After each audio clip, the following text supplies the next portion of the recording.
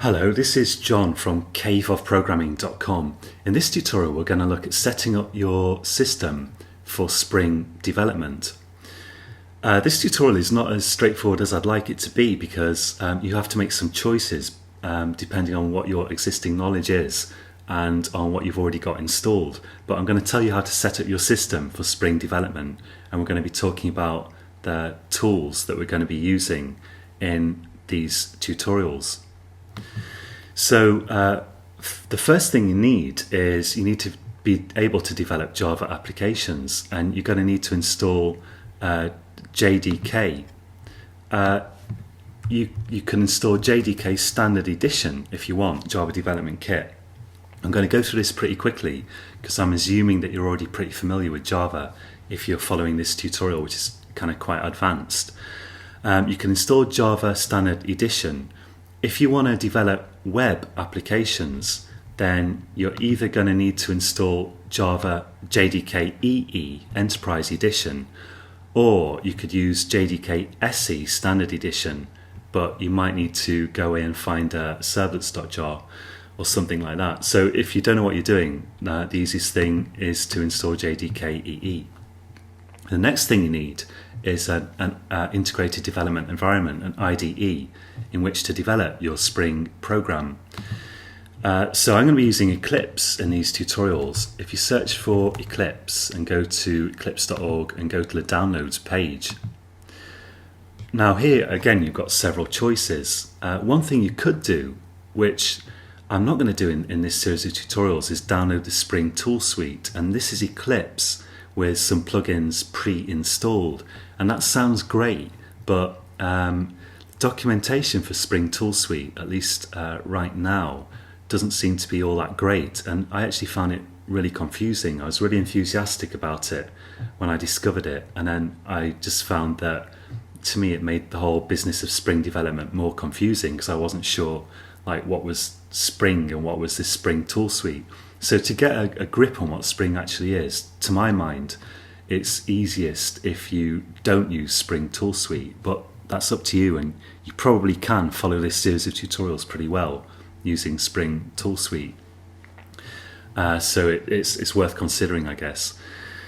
Now your other two options here are either install Eclipse IDE for Java EE Enterprise Edition developers, and this allows you to develop web applications, or install Eclipse IDE for Java developers. If you install this Eclipse IDE for Java developers, like the non-EE edition, then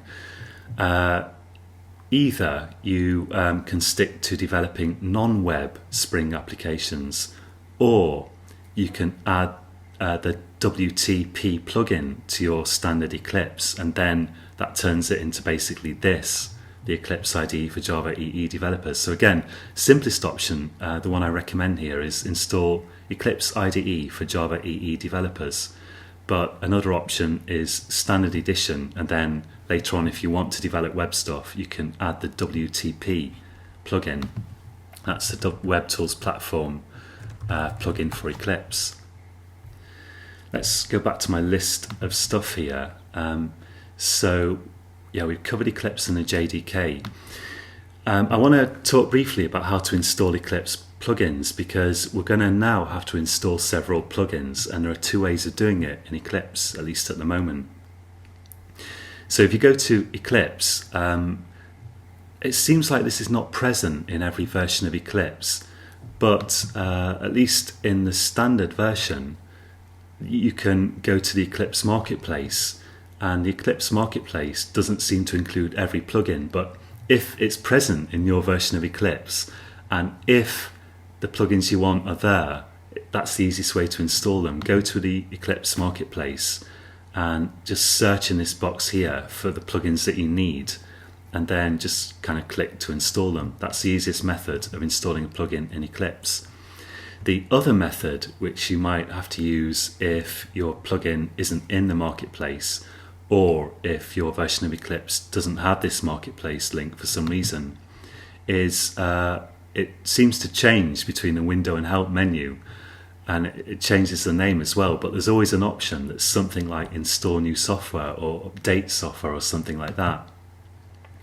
And you can find a screen that looks something like this, and you'll have a button something like this where you can add a repository URL here.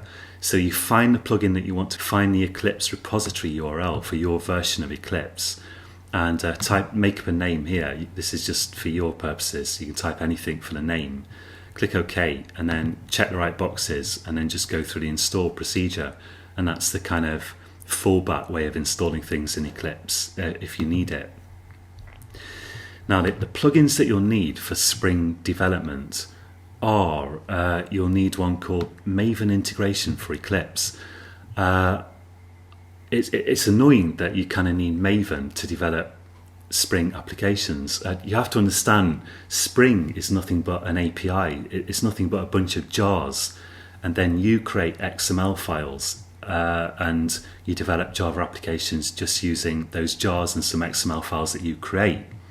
The difficulty is that the jars that Spring uses are all over the place on different websites. Spring uses different open source jars, and it's easiest to use Maven to pull in those jars. Don't worry if you don't know Maven, because we'll be covering Maven to the extent you need it in this series of tutorial videos. So once you've got Eclipse installed, search for Maven Integration for Eclipse, or you can use the Maven plugin of your choice, but this is the one that I'll be using here. And in fact, it's easiest if you install this from the marketplace that I just showed you, so try to do it there, and if you can't, then search for it on the internet, and then click around for installation instructions and try to find that URL. I think it's here. Try to find the update site for Eclipse that you can paste into that box that I just showed you, and then install it that way. So yeah, this is talking about installing into Eclipse IDE for Java EE developers, which is great. So and you have to pick the right one for your version of Eclipse. So you can do it that way if you can't find it in the marketplace. And this Maven plugin will allow us to pull in the jars that we need without having to go off to different websites and find the right versions of them. We can just do it all from within Eclipse. You'll need an internet connection, of course, that's also true in order to use Maven. Now, the next plugin that you'll need is Spring IDE.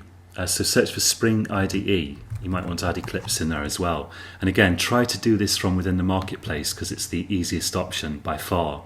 And if for some reason you can't use Eclipse Marketplace, then you're going to have to search around on here, and somewhere you'll find the Eclipse update site. I don't know where, it's on here somewhere. Yeah, I think it's this. Look, I click the download button and add this URL to your Eclipse installation to reach this solutions update site. So again, if you can't find this in the marketplace, the Spring IDE, which in spite of the name is just an Eclipse plugin, then you have to use this update site and paste it into the box that I showed you earlier and install it that way. The Spring Tool Suite that I showed you, we saw that in the list of downloads for Eclipse, is a version of Eclipse with stuff pre-installed, but because to my mind the documentation for it is quite bad, and you start feeling like you're kind of tied to this even if it's an illusion. For that reason, these reasons, I prefer to install stuff myself in Eclipse, and that's what I'll be doing in these tutorials. And usually these plugins install fairly smoothly, and it's not so bad. So by now, hopefully you've got JDK, EE if you want to do web development. You've got Eclipse and EE if you want to do web development, again in Spring. You've got Maven integration for Eclipse, and you've got Spring IDE, which is another Eclipse plugin. Now, if you want to do web development, then you have to understand Spring is not like a freestanding thing that enables you to do some web development in Java without reference to any other technology. It's just that Spring itself, core Spring, is just a way of kind of organizing Java applications, the kind of way of doing Java programming using stuff like XML files or annotations. It's a way of connecting together your Java code. Part of Spring is called Spring MVC. Spring MVC. This is a part of Spring, and this is the bit that lets you do web development if you want to. And Spring MVC uses kind of standard Java web application technology. So knowing how to use that is a prerequisite for this course. To follow this course, you should be able to develop a non-Spring Java web application first. And if you don't have that knowledge, what you can do is I've got some tutorial videos that you can watch for free. Go to www.caveofprogramming.com. Find on here my Java Servlets and JSPs course. Click on that, and at the moment this is hosted on udemy.com. And although the whole course is not free, so I'm afraid you'll have to pay if you want a whole complete course on Java web development. But the first 7 videos here are free. I don't know if I've got more free videos, maybe not, but the first 7 are free. You can just click on them, watch them directly, make sure you switch them to HD, high definition, and they will take you from just knowing basic Java all the way to deploying your first web application. So I strongly recommend, if you don't know web application development in Java and you want to do it in Spring, before you do the web part of this tutorial series, go here and learn how to do basic Java web applications, because you'll need that knowledge to develop the same things using Spring. Spring is an extra, more advanced step after this stuff. Now these videos take you through some of the stuff I've just told you, like installing Eclipse EE. Plus they take you through installing a server as well in this video here.